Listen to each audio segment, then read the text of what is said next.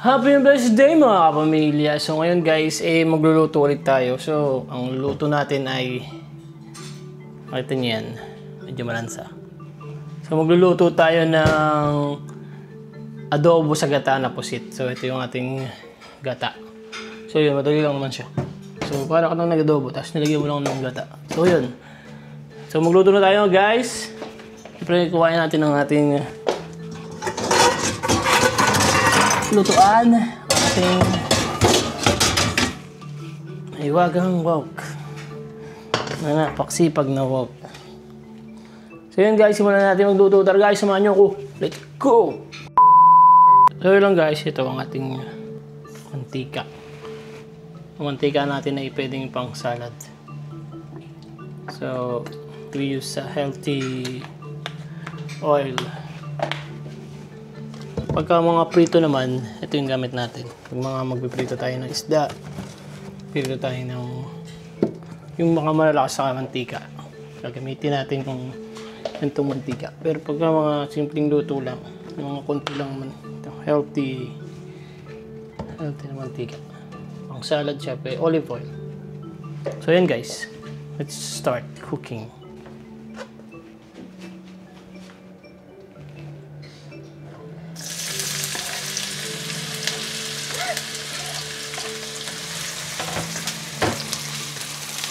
Siyempre, ang una kong sa pagigisa, ang una kong nilalagay is yung onion.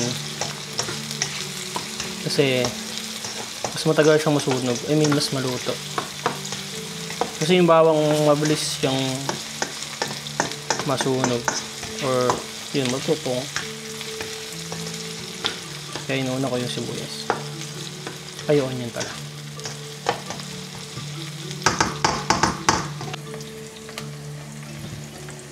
Tapos lagyan na natin itong luya.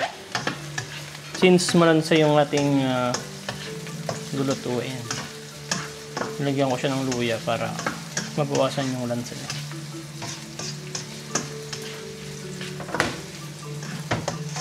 Ganun lang daw yung technique pag malansa yung lulutuin mo. Tapos adobo, pwede kang magluya para sa lansa. Tapos ilalagay na rin natin itong bawang.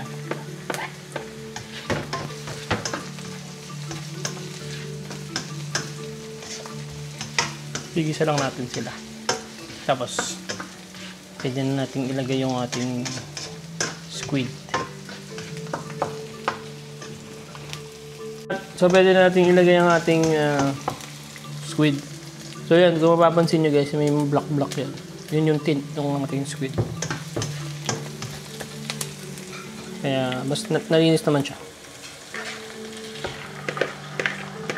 Part yan ng ng paluto guys. Para mas maganda yung pagka adobo. Kasama yung kulay ng tint sa kulay ng adobo.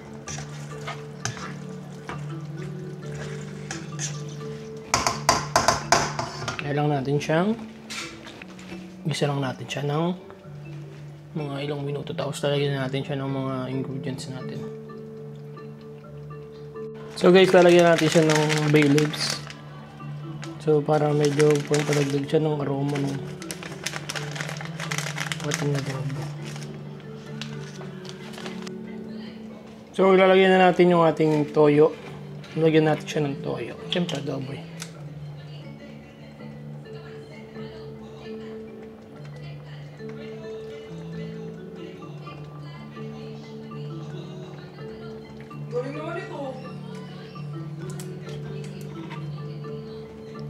After ng toyo guys, ilalagay din natin itong oyster sauce.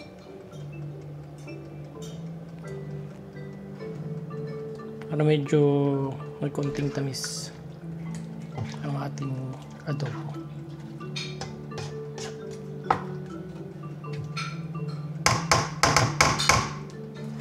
Lagyan din natin ng pepper. Siyempre.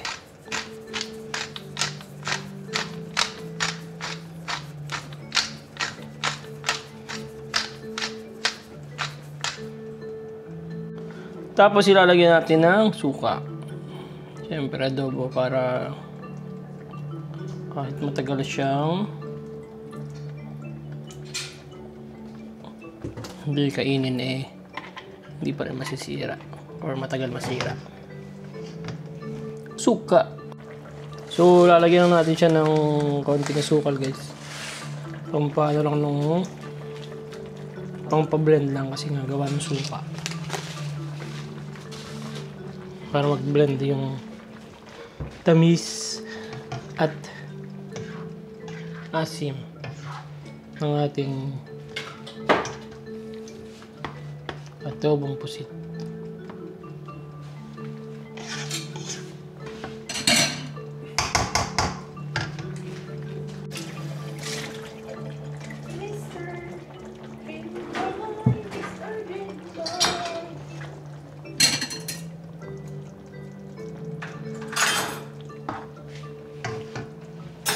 So ngayon guys, ay ilalagay na natin ang ating coconut milk.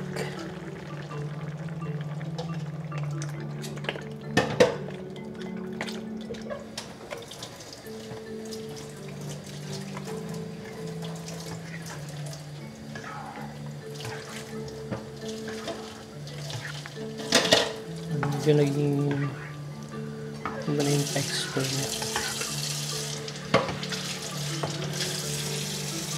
So yun guys, tapos na nating luto. Ayan guys. Yan na yung ating adobo sa gata na pusit.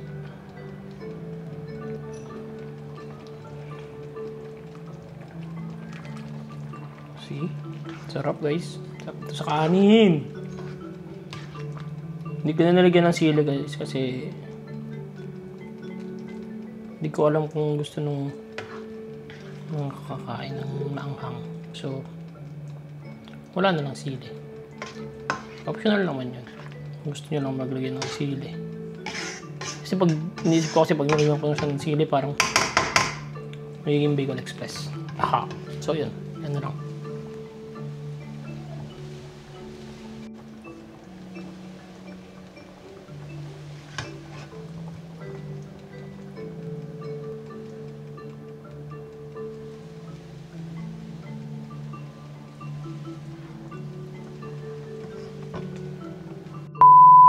So yun guys, tapos na tayo magluto ng adobo sa gata na pusit. So yun. So dadalhin natin siya ngayon dahil birthday na aking asawa at anniversary namin. So nagluto ako ng pusit. Tapos nag-marinate ako ng chicken and pork. Tapos gumawa ako ng barbecue na isaw. So, balang ginawa ko sa barbecue na isaw is inadobo ko lang siya.